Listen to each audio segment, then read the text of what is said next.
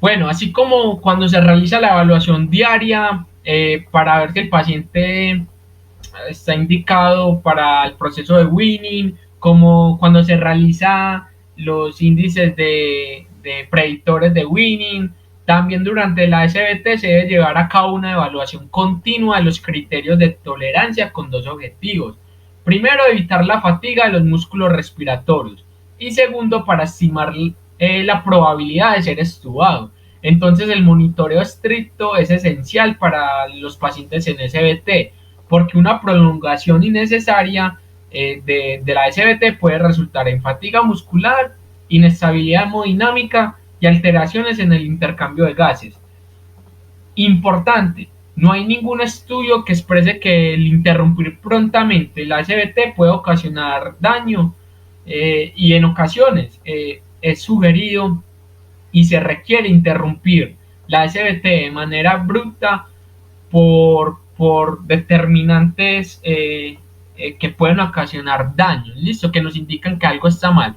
Ejemplo, si la frecuencia respiratoria es de los 35, las 35 respiraciones por minuto, esto nos debe llamar la atención. Si el volumen tidal disminuye por debajo de 250, importante, si la presión arterial cambia significativamente, si una caída de 20 milímetros de mercurio en la presión sistólica o un aumento de 30 milímetros de mercurio en la misma presión sistólica, todos estos cambios, también un cambio de 10 milímetros de mercurio en la presión diastólica puede hacernos llamar la atención de que algo está mal y debemos suspender inmediatamente la SBT. Y por último, si la frecuencia cardíaca aumenta más del 20% o excede más de 140 latidos por minuto, debemos de suspender. Entonces estos cuatro puntos son esenciales, cruciales, que nos indican que debemos de suspender la prueba de respiración espontánea. Ventilación con presión de soporte. Listo, esta técnica el paciente lo hace todo. Este es un modo ventilatorio disparado por el paciente, limitado por presión y ciclado por flujo. Para los que apenas incursionan en el tema de la ventilación mecánica disparado por el paciente, es que el paciente tiene que generar un cambio de flujo o un cambio de presión. Listo. Para que el ventilador, el paciente tiene que hacer un esfuerzo que supere un umbral que usted como terapeuta programa. El paciente, al superar ese umbral, inmediatamente activa el ventilador, ¿sí?, que le suministra un volumen. Cuando mencionan limitado por presiones, que la inspiración va a terminar o va a pausar cuando se alcanza una presión preestablecida. Y ciclado por flujo es el paso de la inspiración a la expiración. O sea, que cuando el flujo, ¿sí?, el flujo, gas, llegue o caiga en determinado valor, se abre la válvula expiratoria que permite ya aspirar al paciente, que salga el aire. ¿Listo? Entonces, cuando el flujo inspiratorio cae por debajo de un nivel preestablecido, se produce el paso de la inspiración a la expiración.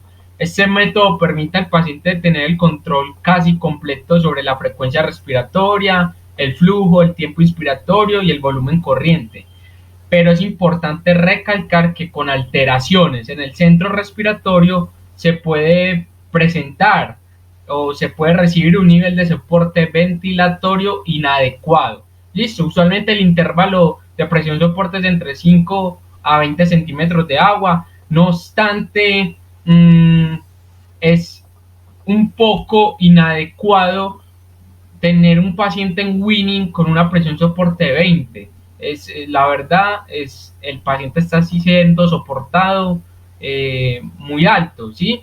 Tiene una presión soporte muy alta, por lo tanto en realidad no se estaría liberando. Entonces hay que tener cuidado con eso. Creo que niveles por debajo de 15 y empezar a disminuir gradualmente serían ideal, pero ya un nivel mayor de 15, inclusive 20, ya es bastante soporte y la verdad no se estaría hablando de un proceso de liberación, sino una ventilación normal. Aunque pues hay algunos autores que dicen que se debe modificar pues la presión soporte intentando establecer una frecuencia respiratoria de 15 a 20 respiraciones por minuto y un volumen tidal de 300 a 600 mililitros minutos. Listo, pero lo ideal es que la presión óptima mantenga una frecuencia respiratoria menor de 25 respiraciones por minuto. Ya lo vimos cuando hicimos el ejercicio con el P01, en el cual al disminuir la presión soporte, o sea, ese apoyo que le da el ventilador a la inspiración del paciente, inmediatamente aumenta la frecuencia respiratoria. Entonces, por medio de la presión soporte vamos disminuyendo gradualmente, pero siempre manteniendo y siempre evaluando los anteriores factores que nos pueden indicar que algo está saliendo mal. Listo. Porque, bueno, un nivel inadecuado de presión soporte puede ser identificado si el paciente presenta signos de dificultad respiratoria, taquicardia, hipertensión, diaforesis, entre otros. A ese nivel de presión soporte de más o menos 7 centímetros de agua, así, es suficiente para superar el trabajo impuesto por el sistema del ventilador. ¿Cuál trabajo impuesto? Pues está la resistencia impuesta por el tubo. El tubo endotraqueal genera resistencia que el paciente debe de superar. El circuito del ventilador, el trigger, o sea, la sensibilidad, ese umbral que mencioné que el paciente debe superar para que ya se active la inspiración, eso también debe superar el paciente. Entonces la presión soporte ayuda a sobrepasar todas estas cargas impuestas. En una presión soporte menor a 7 centímetros de agua es la indicada para superar todas estas resistencias y además nos dice que una presión soporte menor de 7 nos indica una posible oportunidad para la extubación. El paciente ya va requiriendo menos soporte ventilatorio. Pasando a la presión positiva continua en la vía aérea, también denominada CPAP, como lo mencioné, ese fue como el reemplazo del IMV, SIMV, y la verdad ha mostrado grandes beneficios, ¿sí? Algunos pacientes pueden beneficiarse con niveles bajos de CPAP, alrededor de 5 a 8 centímetros de agua. Se ha demostrado que la desconexión con CPAP en pacientes con EPOC y PIP intrínseco es equivalente a autoPIP, es equivalente a que haya atrapamiento de aire. Listo. Entonces, para pacientes con EPOC y autoPIP, el CPAP reduce la carga inspiratoria mecánica que supone ese atrapamiento de aire, además de que disminuye el trabajo respiratorio y la sensación de disnea. Y no solo en pacientes con EPOC o pacientes obstructivos para generalizar, sino que en pacientes obesos también el CPAP ha mostrado grandes beneficios cuando se habla de liberación. Entonces hay instituciones inclusive que solo utilizan el CPAP para tomar ventajas de las alarmas, ¿sí? Porque con el CPAP se sigue manteniendo una monitorización por medio de las alarmas, pero algunos utilizan un nivel de CPAP de 0. Pero esto no es usual y todo está sujeto a los protocolos de cada institución, de cada clínica. Listo. Y bueno, está por último, pero no menos importante, de hecho es la técnica más viejita, la abuela de todas estas técnicas de liberación, ¿sí? Que es el tubo pieza en T. Aquí se basa en un tipo de protocolo, ¿sí? Protocolo que se utiliza es una estrategia para aumentar progresivamente el tiempo que el paciente está desconectado del ventilador. Aquí el paciente en tubo en T, empieza en T, no tiene ninguna ayuda, o sea, sin nada, el paciente está sin nada, sin presión positiva, sin presión soporte, no tiene absolutamente ninguna ayuda, es como si estuviera sin el ventilador, es como si estuviera sin el tubo endotraqueal, pero obviamente el paciente sigue intubado pero no conectado al ventilador mecánico. Entonces el soporte no existe, el soporte son los propios músculos del paciente. Listo. Entonces lo que se trata con esta alternativa, con este método, es progresivamente ir aumentando el tiempo que el paciente respira por sí solo. Entonces, ejemplo, el primer periodo en tubo en T puede ser de 5 a 10 minutos. Efectivamente, el paciente está 5 a 10 minutos sin conexión alguna con el ventilador, pero después se conecta el paciente al ventilador por 1 hora. Esto así simultáneamente hasta que hasta que el paciente sea capaz de permanecer 30 minutos sin el ventilador y con el ventilador por 30 minutos. Este es como el objetivo principal, ¿sí? La ventaja de este tubo en T es que permite que los periodos de respiración espontánea se alternen con periodos de descanso, importante porque el paciente va a estar primero haciendo un esfuerzo, ¿sí?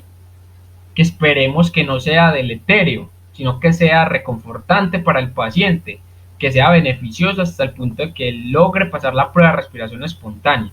Y después de ese tiempo en que está respirando solo, se pasa ya al ventilador, en el cual ya va a guardar reposo, ya va a descansar para un próximo periodo de desconexión del ventilador.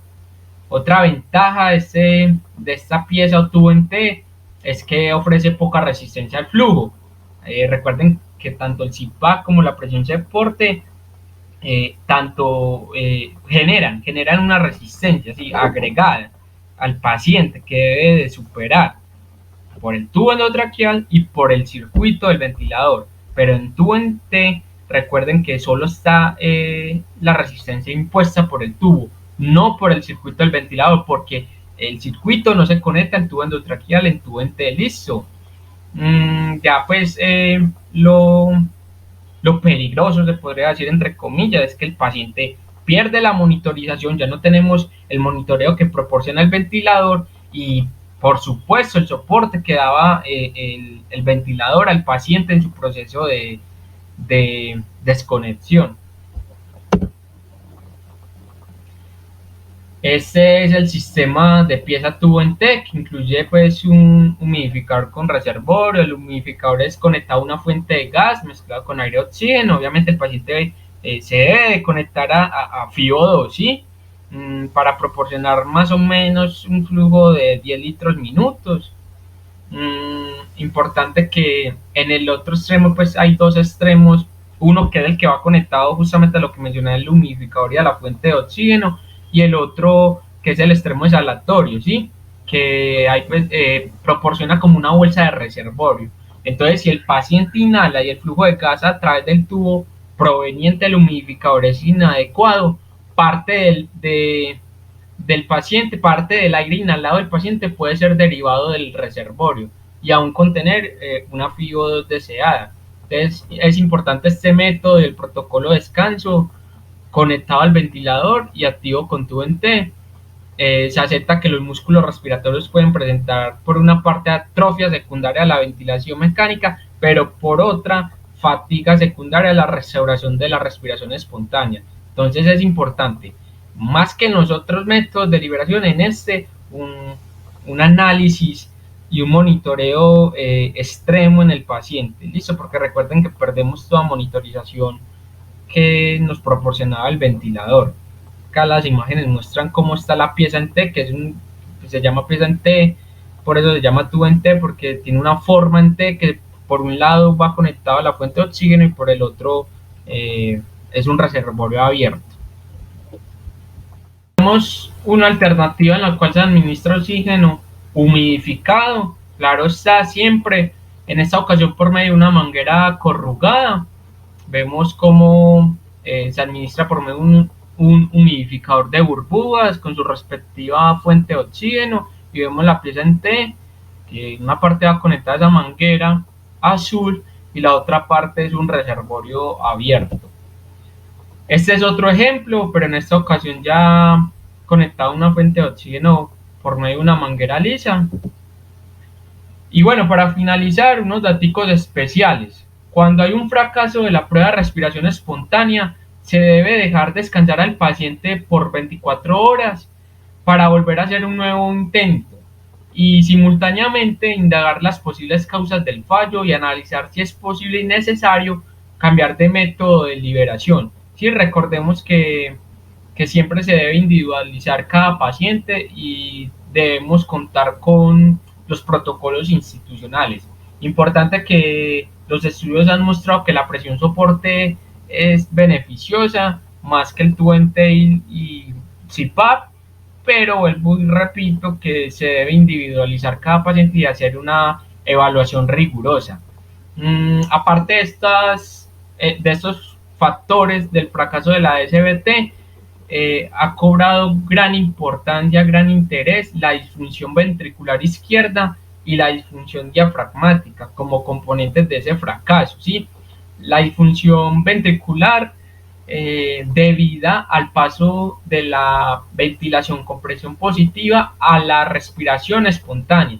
Sabemos que en ventilación mecánica se utiliza una presión positiva y lo que hacemos con el weaning es que el paciente empiece a generar su presión y la presión del paciente, la presión de nosotros es negativa, presión negativa, y ese cambio se ha demostrado que genera aumento de las presiones de llenado ventricular, lo cual puede precipitar a la aparición de edema agudo de pulmón. Entonces, se deben hacer mediciones y se cuenta con las herramientas por medio de ecocardiografía, ¿listo? Evaluar siempre este aspecto. Y lo otro es la disfunción diafragmática. En este tipo de pacientes la liberación se hace más prolongada y hay seria alteración diafragmática por la ventilación mecánica. Entonces, hay que evaluar todos estos factores, desde la evaluación diaria hasta los índices de weaning, hasta los factores que nos indican si el paciente está tolerando o no la prueba de respiración espontánea. En fin, todo el tema de weaning se trata de una evaluación rigurosa, de un análisis riesgo-beneficio. Como terapeutas, como estudiantes, siempre deben contar y tener presente todos estos indicadores, todos estos factores, porque nos hemos dado cuenta que desafortunadamente muchos profesionales no conocen todos estos indicadores. Entonces es una pena. Esperamos que con esta presentación puedan o hayan reforzado su conocimiento en weaning, hayan podido aprender algo nuevo y por supuesto que tengan esa conciencia de que se debe utilizar todas las herramientas disponibles, independientemente de si estadísticamente no muestran como gran importancia, ¿no? Espero que les haya gustado el video. No olviden suscribirse, activar la campana, seguirnos en redes, especialmente en Instagram, donde podrán encontrar resúmenes de artículos para que se mantengan actualizados. Nada, muchísimas gracias.